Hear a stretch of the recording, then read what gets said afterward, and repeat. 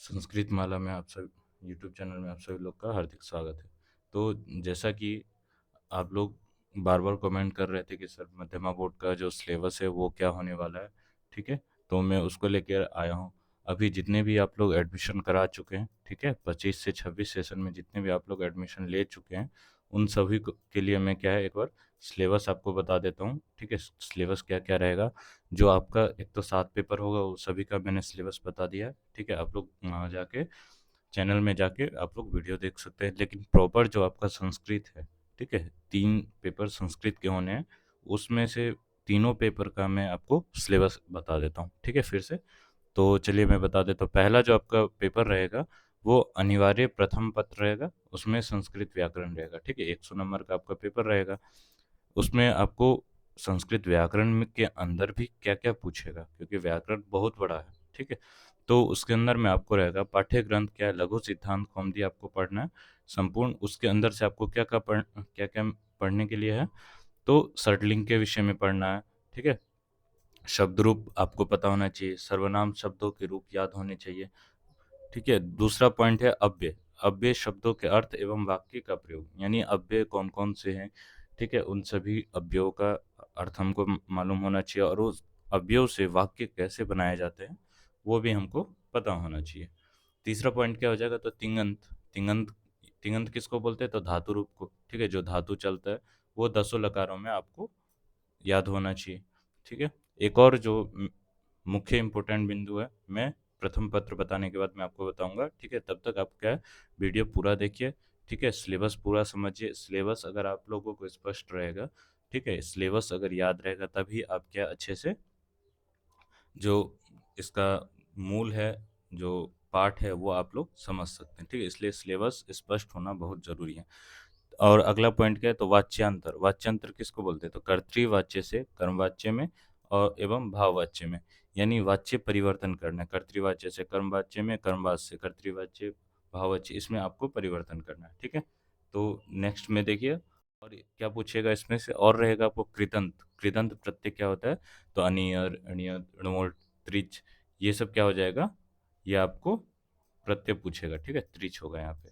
और इसका अगर पीडीएफ चाहिए तो मैं पीडीएफ आपको डिस्क्रिप्शन में लिंक दिया हुआ है टेलीग्राम ग्रुप का, आप लोग ग्रुप में ज्वाइन हो जाइए, वहाँ पर मैंने दे दिया। और अभी तक वीडियो देख रहे हैं और चैनल को सब्सक्राइब नहीं किए हैं तो सब्सक्राइब कर लीजिए। यहाँ पे जितने भी आपको क्या है बिहार संस्कृत शिक्षा बोर्ड की क्लासें हैं, वो मध्यमा बोर्ड की जो क्लासें हैं यहाँ पे आपको फ्री ऑफ कॉस्ट चलेंगे, ठीक है? नेक्स्ट है अगला क्या, विभक्ति निर्णय, यानी विभक्ति कैसे बनता है, ठीक है? उसके विषय में जो सूत्र हैं उसका पूरा अर्थपूर्वक आपको ज्ञान होना चाहिए। अगला टॉपिक क्या हो जाएगा तो तद्धित प्रत्यय। तद्धित प्रत्यय हो जाएगा, ठीक है? भावार्थ में होता है, स्वार्थवाचक में होता है, सभी तद्धित प्रत्ययों का क्या है उदाहरण पूर्वक आपको पढ़ना है, ठीक है? सभी सूत्र भी याद होना चाहिए, उसका एग्जाम्पल भी याद होना चाहिए। फिर है एक अगला पॉइंट है स्त्री प्रत्यय। स्त्री प्रत्यय, स्त्री प्रत्यय में क्या है गीप, गीस, गीन एवं ती प्रत्ययों के उदाहरण, ठीक है? यानी सूत्र भी याद होना है और आपको इसके साथ साथ इसका उदाहरण भी पता होना चाहिए। तो इस प्रकार से क्या है, जो संस्कृत का आपका ये प्रथम पत्र था व्याकरण का, वो मैंने आपको बता दिया। और अगला जो पॉइंट है वो क्या पॉइंट है, तो अगला पॉइंट है कि आप लोग जितने भी एडमिशन ले चुके हैं, ठीक है? इस बार जितने भी एडमिशन ले चुके हैं 25 से 26 से, जिनका 2026 में आपका एग्ज़ाम होने वाला है, वो सभी क्या है डिस्क्रिप्शन में एक लिंक दिया हुआ है, ठीक है?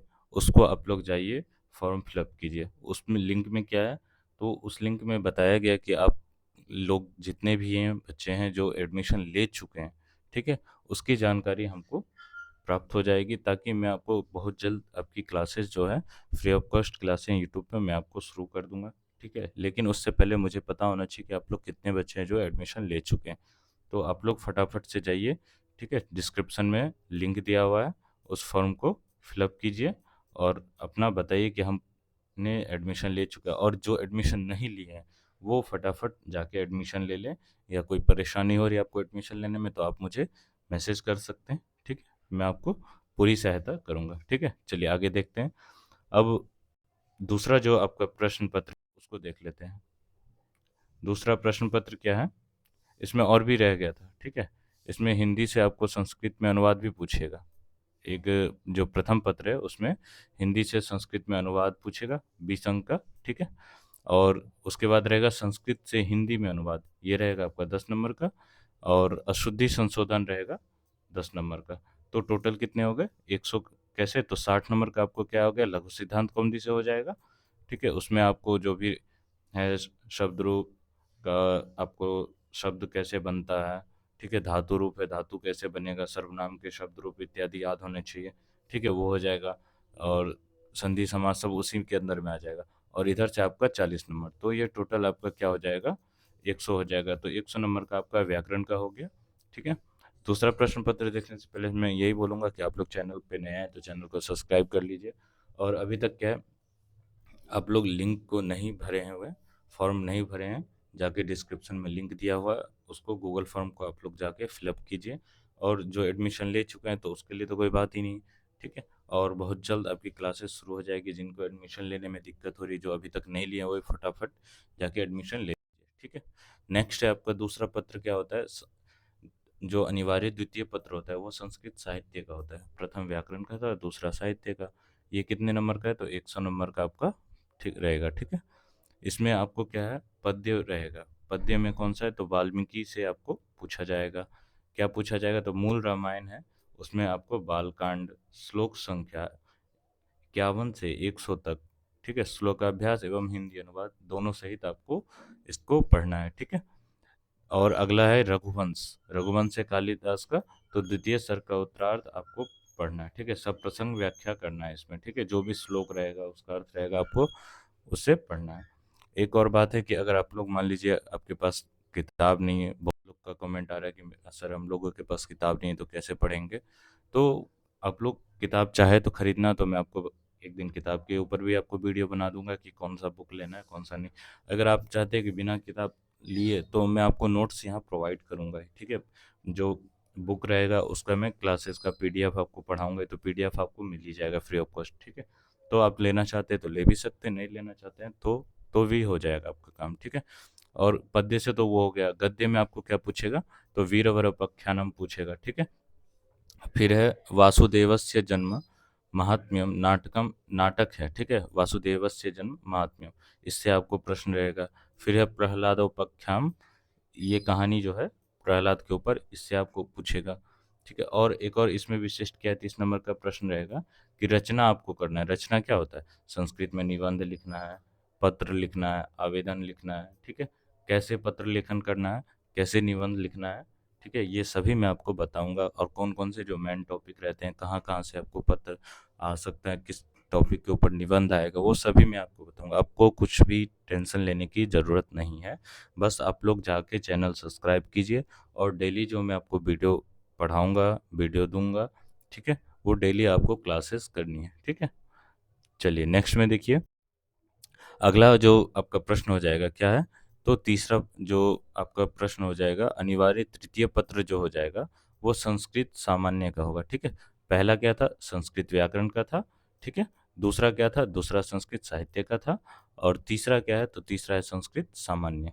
संस्कृत सामान्य में आपको क्या रहेगा, तो वेद हो गया, ज्योतिष हो गया, दर्शन हो गया, संध्या उपासना विधि, इन सभी टॉपिक से मिलाकर क्या है, आपको 100 नंबर का प्रश्न पूछेगा, ठीक है। और इसके अंदर में भी आपको क्या क्या रहेगा वो भी मैं बता देता हूँ। वेद से रहेगा, वेद में क्या है, स्वस्ति एवं शांति वाचन का मंत्र मंत्र हो जाएगा, ठीक है। और एक और है सहना भवतु तक जो आपका मंत्र है, ठीक है, उसमें टोटल कितने होते हैं, 11 मंत्र होते हैं।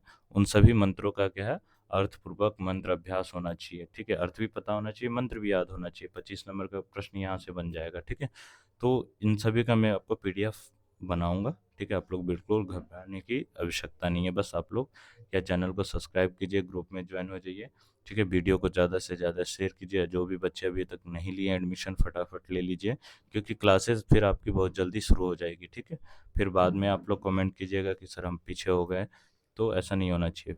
चलिए ज्योतिष में क्या है, ज्योतिष में आपको पूछेगा यात्रा, यात्रा कितने प्रकार की होती है, संस्कार हो गए, नामकरण संस्कार, विवाह संस्कार, गृह प्रवेश एवं गृहारंभ के मुहूर्त का ज्ञान। तो संस्कार के ऊपर भी आपको पता होना चाहिए, ठीक है।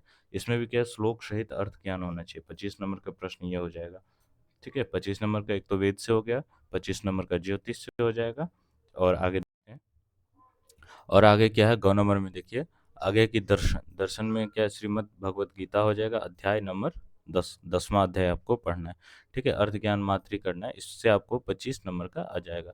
अर्थ लिखने के आपको गीता का जो श्लोक है उसका अर्थ लिखने के लिए भी आ सकता है। ठीक है, या श्लोक ही आपको दे दिया गया रिक्त स्थान पूर्ति करने के लिए, तो किसी भी प्रकार से प्रश्न पूछ सकता है।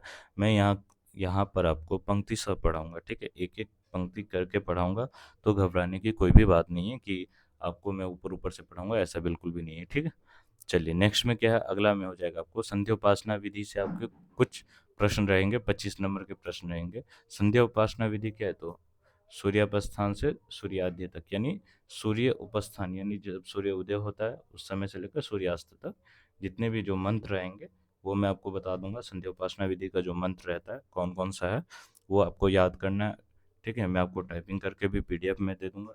किताब के लिए आपको बिल्कुल भी चिंता नहीं करनी है, बस आपको क्या करना है, जो संस्कृत वाला यूट्यूब चैनल है उसको आप लोग फटाफट सब्सक्राइब कर दीजिए और अपने मित्रों को भेजिए, कम से कम आप 10 मित्रों को भेजिए, सब्सक्राइब कराइए। ठीक है, और डेली आपको क्या है क्लासेस मिलती रहेगी, आप क्लासेस देखिए, बस इससे आपको क्या है, आपका जो एग्ज़ाम है वो आसानी से निकल जाएगा। अभी मैं पंक्ति सह आपको पढ़ाऊंगा, जब नज़दीक आएगा तो मैं आपको फिर अलग अलग तरीके से भी आपको प्रैक्टिस करवा दूंगा। ठीक है, तब तक के लिए आप लोग क्या है चैनल को सब्सक्राइब कर लीजिए।